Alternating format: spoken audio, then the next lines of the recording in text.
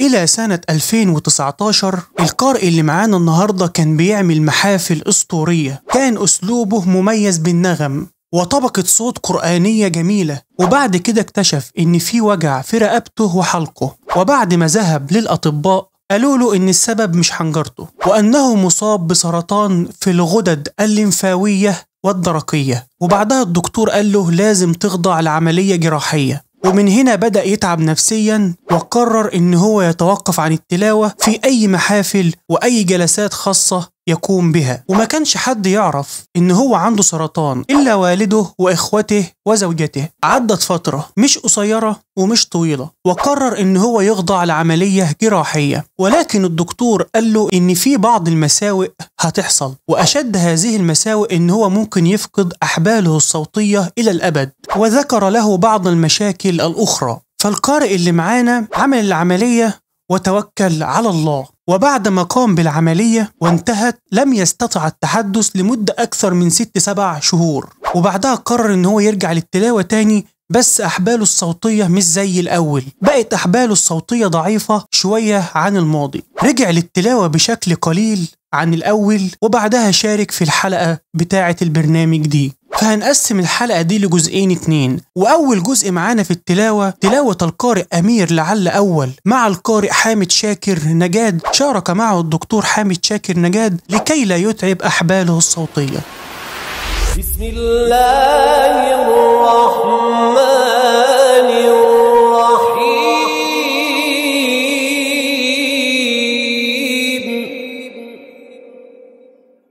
من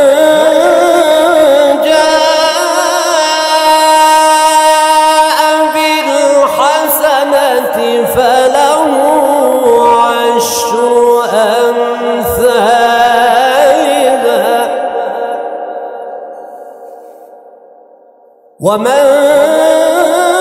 جاء بالسيئة فلا يجزى إلا مثلها وهم لا يظلمون.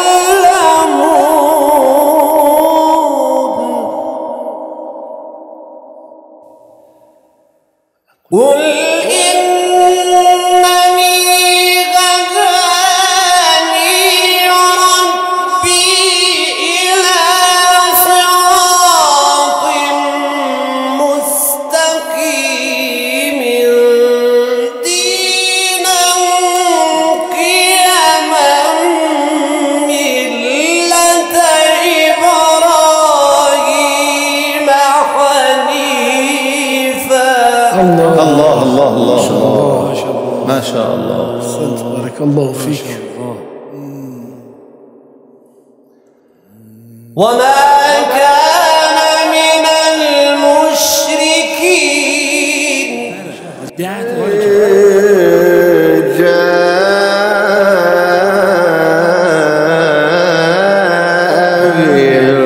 بالحسنة فله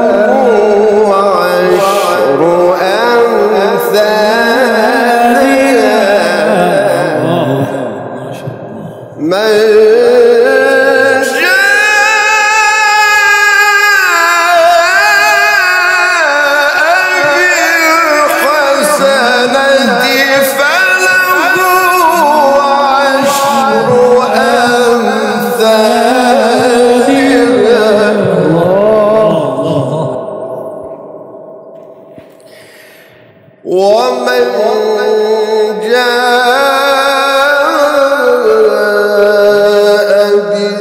بالسيئة فلا يجزى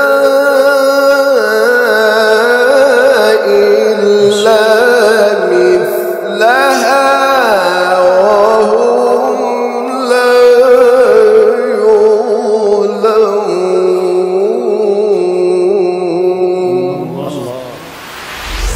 تاني جزء معانا النهاردة وهو الجزء الإنساني، وده يدل على بر القارئ بإخوته ووالده. دعا إخوته ووالده أن يشاركوه في منصة التلاوة ويقرأوا تلاوة جماعية مع بعض، وشارك معهم الأستاذ أحمد أبو القاسم.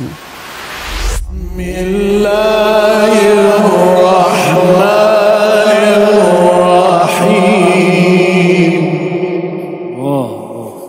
يا رحمن إنا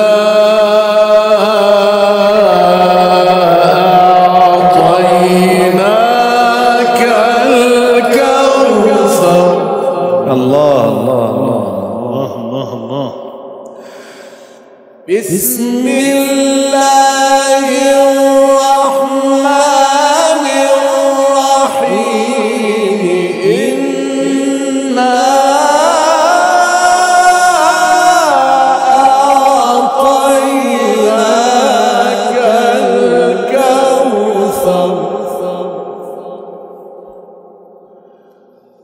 فصل لربك وانحر